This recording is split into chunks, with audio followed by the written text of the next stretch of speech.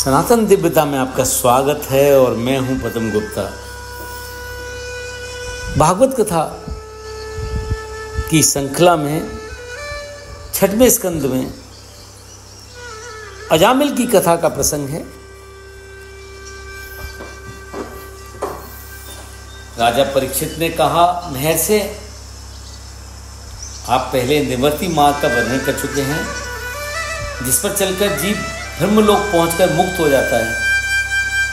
फिर आपने प्रवृत्ति मार्ग का भी भली भांति वर्णन किया है, जिससे स्वर्ग आदि लोक प्राप्त होते हैं और प्रकृति से संबंध ना छूटने के कारण जीव को बार बार जन्म मरण के चक्कर में आना पड़ता है। आपने यह भी बतलाया कि अधर्म से नरकवास मिलता है। अब मैं वह उपाय जानना चाहता हूं जिसके करने से जीव को नरक में ना जाना पड़े। आप कृपा करके उसका उपदेश कीजिए। सुखदेव जी ने कहा, राजन, मनुष्य मन, वाणी और शरीर से पाप करता है। यदि वह इन पापों का इस जन्म में प्रायश्चित ना कर ले तो मरने के बाद उसे नरकों में ही जाना पड़ता है। इसलिए मृत्यु के पूर्व अपने पापों का प्रायश्चित अवश्य कर लेना चाहिए। राजा परीक्षित ने पूछा, भगवान, जीव पाप करता है और उनका प्रायश्चित भी करता है, पुण्य प्रायश्चित करके भी पाप करने लगता है, तो ऐसा प्रायश्चित करने से क्या लाभ, जबकि वह पुण्य पापों की ओर आकर्षित हो जाता है। सुखदेव जी ने उत्तर देते हुए कहा, वस्तुत कर्म के द्वारा ही कर्म का नाश नहीं होता। अज्ञान के रहते पाप वासनाएं मिट नहीं सकती। इसलिए सच्चा प्रायश्चित तो तत्व ज्ञान की प्राप्ति है। जो मनुष्य केवल सुपथ्य का सेवन करता है, लोग उसे अपने अधीन नहीं कर सकते। इस प्रकार जो नियमों का पालन करता है, वह धीरे धीरे पाप वासनाओं से छूटकर कल्याणप्रद तत्व ज्ञान प्राप्त करने में समर्थ होता है। धर्मज्ञ और श्रद्धावान वीर पुरुष तपस्या, ब्रह्मचर्य, इंद्रिय दमन, मन की स्थिरता, दान, सत्य, बाहर भीतर की पवित्रता तथा यम और नियम, इन 9 साधनों से मन, वाणी और शरीर के द्वारा किए गए बड़े बड़े पापों को भी नष्ट कर देते हैं। परंतु भगवान की शरण में रहने वाले भक्तजन केवल भक्ति के द्वारा ही अपने सारे पापों को भस्म कर देते हैं। आपको भगवान का समर्पण करने और उनके भक्तों की सेवा करने से पापी पुरुष की जैसी शुद्धि होती है, वैसी तपस्या आदि के द्वारा नहीं होती। जगत में ये भक्ति ही सर्वश्रेष्ठ, भयरहित और कल्याण रूप है। जिन्होंने अपने मन मधुर को भगवान के चरणारविंद मकरंद का एक बार भी पान करा दिया, उन्होंने सारे प्रायश्चित कर लिए। इस विषय का प्राचीन इतिहास है। कान्यकुज नगर में एक दासीपति ब्राह्मण रहता था। उसका नाम अजामिल था। सदाचार उसका नष्ट हो चुका था। वह कभी बटोइयों को लूट लेता था तो कभी छल से दूसरे का धन हड़प लेता था। इस प्रकार दूसरों को कष्ट दे देकर वह परिवार का पालन करता था। इस प्रकार के कुकर्मों से उसकी आयु का अधिकांश समय बीत गया। उसके 10 पुत्र थे। उनमें सबसे छोटे का नाम नारायण था। बूढ़ा अजामिल उसे बहुत प्यार करता था। अत्यंत मोहबस हो उसने अपना संपूर्ण हृदय अपने बच्चे नारायण को सौंप दिया। मृत्यु का संबंध निकट आया जानकर वह अपने पुत्र बालक नारायण के संबंध में ही सदा चिंतित रहने लगा। अतः एक दिन उसने अनुभव किया कि उसे ले जाने के लिए यमदूत आए हैं। उस समय बालक नारायण थोड़ी दूर पर खेल रहा था। यमदूतों को देखकर अजामिल अत्यंत व्याकुल हो गया और उसने ऊंचे स्वर से पुकारा, नारायण नारायण। भगवान के पार्षदों ने समझा कि ये हमारे स्वामी नारायण को पुकार रहा है और उनके नामों का कीर्तन कर रहा है। अतः वे बड़े वेग से वहां आ पहुंचे। उस समय यमदूत अजामिल के शरीर से उसके शुभ शरीर को खींच ही रहे थे। विष्णु दूतों ने उन्हें बलात् रोक दिया। यमदूतों ने उनसे कहा, धर्मराज की अवहेलना करने वाले तुम लोग किसके दूत हो और हमें अपने कर्तव्य कर्म करने से क्यों रोक रहे हो? जानते हो हम धर्मराज के सेवक हैं। तब भगवान के पार्षदों ने कहा, यमदूतों, यदि सचमुच तुम लोग धर्मराज के आज्ञाकारी हो तो हमें धर्म के लक्षण और धर्म का तत्व सुनाओ। दंड किस प्रकार दिया जाता है? दंड का पात्र कौन है? मनुष्य में सभी पापाचारी दंडनीय हैं अथवा उनमें से कुछ ही? यमदूतों ने कहा, वेदों ने जिन कर्मों का विधान किया है वे धर्म है और जिनका निषेध किया है वे अधर्म है। वेद स्वयं भगवान के स्वरूप हैं। जगत के सभी पदार्थ तथा प्राणी अपने परम आश्रय भगवान में स्थित रहते हैं। वेद ही उनके गुण, नाम, कर्म और रूप आदि के अनुसार उनका यथोचित विभाजन करते हैं। जीव शरीर अथवा मनोवृत्तियों से जितने भी कर्म करता है उसके सूर्य, अग्नि, आकाश, वायु, इंद्रियां, चंद्रमा, संध्या, रात, दिन, दिशाएं, जल, पृथ्वी, काल और धर्म साक्षी रहते हैं। इनके द्वारा अधर्म का पता चल जाता है और तब दंड के पात्र का निर्णय होता है। पाप करने वाले सभी जीव अपने अपने कर्मों के अनुसार दंडनीय होते हैं। जो प्राणी केवल कर्म करते हैं उनका गुणों से संबंध रहता ही है, इसलिए सभी से कुछ पाप और कुछ पुण्य होते ही हैं। देवान होकर कोई भी कर्म किए बिना नहीं रह सकता। अतः जो मनुष्य जिस प्रकार का और जितना धर्म या अधर्म करता है वह उसका उतना ही और वैसा ही फल भोगता है। सत्व, रज और तम इन तीनों गुणों के भेद के कारण तीन प्रकार के प्राणी दिख पड़ते हैं। पुण्यात्मा, पापात्मा और पुण्य पाप दोनों से युक्त अथवा दुखी सुखी और सुख दुख दोनों से युक्त। वर्तमान स्थिति ही भूत और भविष्य का ज्ञान करा देती है। वैसे ही वर्तमान जन्म के पाप पुण्य भी भूत और भावी जन्मों का अनुमान करा देते हैं। हमारे स्वामी अजन्मा भगवान सर्वस्व यमराज सबके अंतकरणों में ही विराजमान है, इसलिए वे अपने मन से ही सबके पूर्व रूपों को देख लेते हैं। जीव अपने पूर्व जन्मों की याद भूल जाता है और वर्तमान शरीर के सिवा पहले और पिछले शरीरों के विषय में कुछ नहीं जानता। जीव इस शरीर में 5 कर्मेंद्रियों से लेना देना, चलना फिरना आदि काम करता है। 5 ज्ञानेंद्रियों से रस, रूप, रस आदि 5 विकारों का अनुभव करता है और मन के साथ वे स्वयं मिलकर अकेले ही मन, ज्ञानेंद्रिय और कर्मेंद्रियां इन तीनों के विषयों को भोगता है। और यही सूक्ष्म शरीर जीव को बार बार हर्ष, शोक, भय और पीड़ा देने वाले जन्म मृत्यु के चक्कर में डालता है। जो जीव अज्ञानवश काम, क्रोध, लोह, मोह, मद, मत्सर इन 6 शत्रुओं पर विजय नहीं पा लेता, उसे इच्छा न रहते हुए भी विविध वासनाओं के अनुसार कर्म करने पड़ते हैं। वैसी स्थिति में वह रेशम के कीड़े के समान अपने को कर्म के जाल में जकड़ लेता है और मोह का शिकार बन जाता है। प्रत्येक प्राणी अपने स्वाभाविक गुण के अनुसार कर्म करता है और पूर्व जन्म के पाप पुण्य के संस्कारों के अनुकूल स्थूल अथवा सूक्ष्म शरीर धारण करता है। इस प्रकार प्रवृत्ति का सत्संग होने से ही जीव अपने वास्तविक रूप को भूलकर भगवान के भजन से दूर हो जाता है। यह अजामिल बड़ा शास्त्रज्ञ था। शील, सदाचार और सद्गुणों को तो वह पुतला ही था। ये ब्रह्मचारी, विनयी, जितेंद्रिय, सत्यनिष्ठ, मंत्रवेता और पदिशुद्ध भी था। इसने गुरु, अग्नि, वृज्जनों और अतिथियों की सेवा भी की थी। अहंकार तो इसमें था ही नहीं। यह समस्त प्राणियों का हित चाहता था और किसी के गुणों में दोष नहीं ढूंढता था। एक दिन यह ब्राह्मण अपने पिता के आदेश अनुसार वन में गया और वहां से फल फूल, समिधा और कुश लेकर घर लौटा। लौटते समय इसने देखा कि एक भ्रष्ट पुरुष एक वेश्या के साथ विहार कर रहा है। तज्जनित वासना के कारण अजामिल का सदाचार और उसकी शास्त्र विषयक चेतना नष्ट हो गई। अब वह उसी वेश्या का चिंतन करने लगा और अपने धर्म से च्युत हो गया। उसने अपनी कुलीन विवाहिता पत्नी तक का परित्याग कर दिया और पिता की सारी संपत्ति उस वेश्या के कुसंग में नष्ट कर दी। अब यह न्याय और अन्याय से जैसे भी धन मिलता उससे उस वेश्या के कुटुंब पालन में लगा रहता।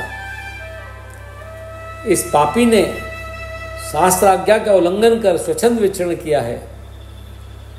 इसे सत्पुरुषों ने निंदित कहा है। इसने बहुत दिनों तक वेश्या के अन्न से अपनी जीविका चलाई, इसलिए इसका सारा जीवन ही पाप में है। इसने अभी तक अपने पापों का कुछ भी प्रायश्चित नहीं किया है। इसीलिए हम इसे दंडपाणी भगवान यमराज के पास ले जाएंगे। वहाँ अपने पापों को भोग कर यह शुद्ध हो जाएगा। भगवान के नीतिपूर्ण एवं धर्म का मर्म जानने वाले पार्षदों ने यमदूतों का यह कथा सुनाकर उनसे कहा, यमदूतों, ये बड़े आश्चर्य और खेद की बात है कि धर्मज्ञों की सभा में अधर्म पेश कर रहा है, क्योंकि यहाँ निरपराध और अदंडनीय व्यक्तियों को व्यर्थ दंड दिया जाता है। जो प्रजा के रक्षक, शासक, समदर्शी और पावोपकारी हैं, यदि वे उनके प्रति अपनी विषमता का व्यवहार करने लगे तो फिर प्रजा किसकी शरण मिलेगी। सत्पुरुषों जैसा आचरण करते हैं, साधारण लोग भी वैसा ही करने लगते हैं। वे अपने आचरण के द्वारा जिस कर्म को धर्माकुल प्रमाणित कर देते हैं, लोग उसी का अनुकरण करने लगते हैं। साधारण तो धर्म और धर्म का स्वरूप न जानकर किसी भी सत्पुरुष पर विश्वास कर लेते हैं। वैसे ही दयालु सत्पुरुष उन अज्ञानियों के साथ कैसे विश्वासघात कर सकते हैं। यमदूतों, इसने कोटि कोटि जन्मों की पाप राशि का पूरा पूरा प्रायश्चित कर लिया है। इसने विवश होकर ही सही, पर भगवान के परम कल्याण में नाम का चिंतन और उच्चारण तो किया। जिस समय इसने नारायण इन 4 शब्दों का उच्चारण और चिंतन करना आरंभ किया, उसी समय से केवल उतने से ही इसके समस्त पापों का प्रायश्चित होने लगा। चाहे जितना बड़ा पापी हो, सभी के लिए ये सबसे बड़ा प्रायश्चित है कि भगवान के नामों का उच्चारण करे। भगवान नामों के उच्चारण से मनुष्य की बुद्धि भगवान के गुणों, लीला और स्वरूप में रम जाती है और स्वयं भगवान उसे प्रेम से अपना लेते हैं। बड़े बड़े ऋषियों ने पापों के बहुत से प्रायश्चित बतलाए हैं, परंतु उन प्रायश्चितों से पाप की वैसी शुद्धि नहीं होती जैसी भगवान के नामोच्चारण से होती है। प्रायश्चित करने के बाद भी यदि मन फिर कुमार्ग अथवा पाप की ओर दौड़े तो वह पूरा प्रायश्चित नहीं है। इसलिए जो लोग ऐसा प्रायश्चित करना चाहें जिससे पाप और वासनाएं समूल नष्ट हो जाएं, उन्हें भगवान के गुणों का ही गान करना चाहिए। उससे चित्त सर्वदा शुद्ध हो जाता है। बड़े बड़े महात्मा पुरुषों का यह कथन है कि संकेत से यदि कोई भगवान के मंत्रों का, नामों का उच्चारण करता है तो उसके सारे पाप नष्ट हो जाते हैं। इसमें संदेह नहीं है कि तपस्या, दान, जप आदि प्रायश्चितों के द्वारा पाप नष्ट होते हैं, पर पापों के मलिन हुआ हृदय सर्वदा शुद्ध नहीं होता। केवल भगवान की चरण सेवा से ही ये सदा के लिए शुद्ध हो जाता है। यमदूतों, जैसे जान में या अनजान में ईंधन से अग्नि का स्पर्श हो जाए तो भस्म ही हो जाता है, वैसे ही जानबूझकर या अनजान में भगवान के नामों का कीर्तन करने से मनुष्य के सारे पाप नष्ट हो जाते हैं। जैसे अमृत को अनजाने भी पी लेने वाला अमर हो जाता है, वैसे ही अनजान में भी भगवान का स्मरण अपना सुफल कर देता है। इसलिए तुम लोग अजामिल को नहीं ले जा सकते, क्योंकि इसने अपने सारे पापों का प्रायश्चित कर लिया है। इसने मरते समय भी भगवान के नाम का उच्चारण किया है। इस प्रकार भगवान के पार्षदों ने भगवत धर्म का पूरा निर्णय सुनाकर अजामिल को यमदूतों के पास से मुक्त कर दिया। अजामिल इधर यम के फंदे से छूटकर निर्भय और स्वस्थ हो गया। तो उसने भगवान के पार्षदों को प्रणाम किया। वह कुछ कहना ही चाहता था कि वे अंदर ध्यान हो गए, किंतु इस अवसर पर उसने पार्षदों से विशुद्ध भागवत धर्म और यमदूतों के मुख से विरोक्त धर्म का श्रवण किया था। अतः सर्व पापहारी भगवान की महिमा सुनने से अजामिल के हृदय में भक्ति का संचार हो गया। अब ये अपने पापों को याद कर पश्चाताप करने लगा। उसने सोचा कि मैंने अभी जो अद्भुत दृश्य देखा है, क्या वह स्वप्न था अथवा जागृत अवस्था का ही प्रत्यक्ष अनुभव। अभी अभी जो हाथों में फंदा लिए मुझे खींच रहे थे वे कहाँ चले गए? वे मुझे ले जा रहे थे, पर तभी 4 सिद्धों ने आकर मुझे छुड़ा लिया। वे अब कहाँ चले गए? यद्यपि मैं महापापी हूँ, फिर भी मैंने अवश्य कुछ सुकर्म किए होंगे, तभी तो मुझे इन शेष देवताओं के दर्शन हुए। यदि मैंने पुण्य ना किए होते तो मेरी जीभ भगवान के मनोहर नाम का उच्चारण कैसे कर पाती? अब मैं अपने मन, इंद्रियों और प्राणों के बस में करके ऐसा प्रयत्न करूंगा कि घोर अंधकार में नरक से बच जाऊं। मैं समस्त प्राणियों का हित करूंगा और अपनी वासनाओं का समन करके सबसे मित्रता का व्यवहार, विषयों पर दया से जीवन व्यतीत करूंगा। अब मैं अपने आप को माया से मुक्त करूंगा। मैंने परमात्मा को पहचान लिया है, इसलिए मैं और मेरेपन का भाव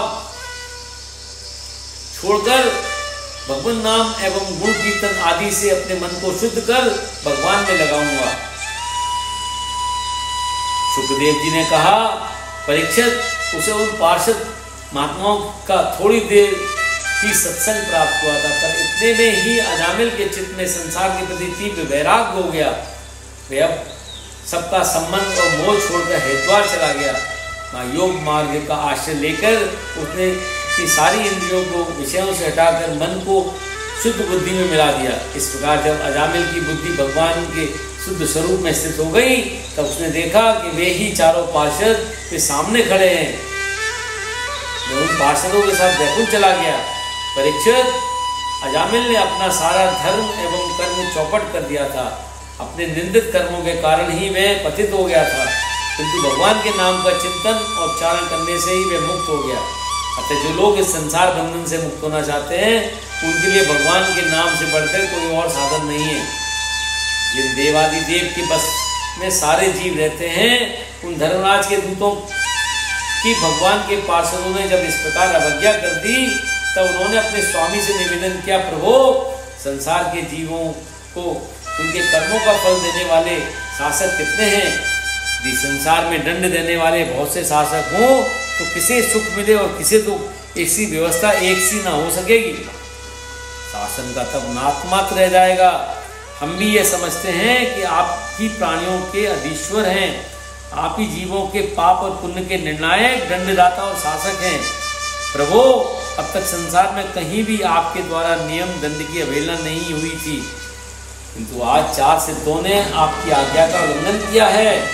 आपकी आज्ञा समझकर हम लोग एक पापी को यातना गृह की ओर ले जाना चाहते थे, परंतु उन्होंने बलपूर्वक उसे आपके फंदे से छुड़ा दिया। हम आपसे इसका रहस्य जानना चाहते हैं। प्रभु, अजामिल के मुख से नारायण शब्द निकला ही था कि मत डरो मत डरो कहते हुए वे झट वहां आ गए और उन्होंने हमें उसके पास में भानने से छुड़ा लिया।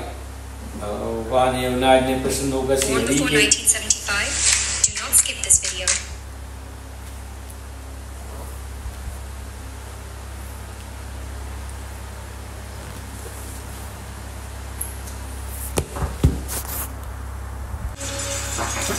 भगवान यमराज ने प्रसन्न होकर श्री हरि के चरणों कमलों का स्मरण करते हुए उनसे कहा, दूतों, मुझसे बड़े चराचर जगत के स्वामी, जिनमें ये संपूर्ण जगत सूत्र में वस्त्र के समान ओतप्रोत है और जिनके अंश ब्रह्मा विष्णु शंकर इस जगत की उत्पत्ति स्थिति और प्रलय करते हैं, वे ही सबके अधीश्वर हैं।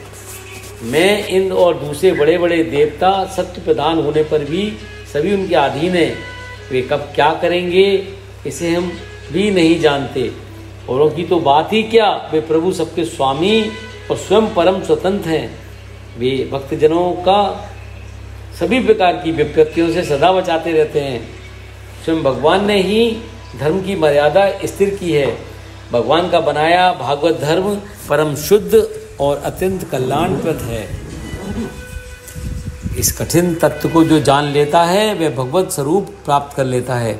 इस जगत में जीवों के लिए सबसे बड़ा कर्तव्य और धर्म बस यही है कि वे हरि नाम कीर्तन आदि उपायों से भगवान के चरणों में भक्ति भाव प्राप्त कर ले।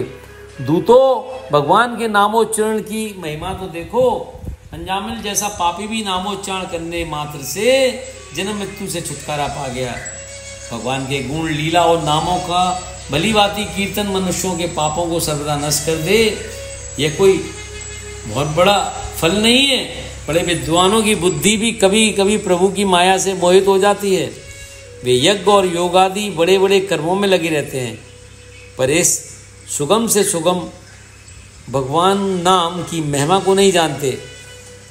बुद्धिमान जन भगवान में ही भक्तिभाव स्थापित करते हैं, इसलिए वे मेरे दंड के पात्र नहीं हैं। पहली बात तो ये है कि वे पाप करते ही नहीं, और यदि कोई पाप उनसे हो भी जाए तो भगवान का गुणगान उसे तत्काल नष्ट कर देता है।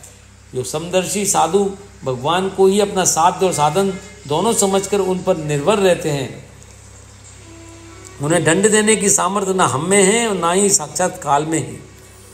जो दुष्ट जीव इस दिव्य रस से विमुख हैं, जिनकी जिह्वा भगवान के गुणों और नामों का उच्चारण नहीं करती, जिनका चित्त भी उनके चरणार बिंदुओं का चिंतन नहीं करता, उनका सिर एक बार भी भगवान के चरणों में नहीं झुकता, उन भगवत सेवा विमुखों को ही तुम लोग मेरे पास लाया करो। परीक्षित, तुम ऐसा समझ लो कि बड़े से बड़े पापों का सर्वोत्तम, अंतिम और पाप वासनाओं का को भी निर्मूल कर डालने वाला प्रायश्चित यही है कि भगवान के गुणों, लीलाओं और नामों का कीर्तन किया जाए।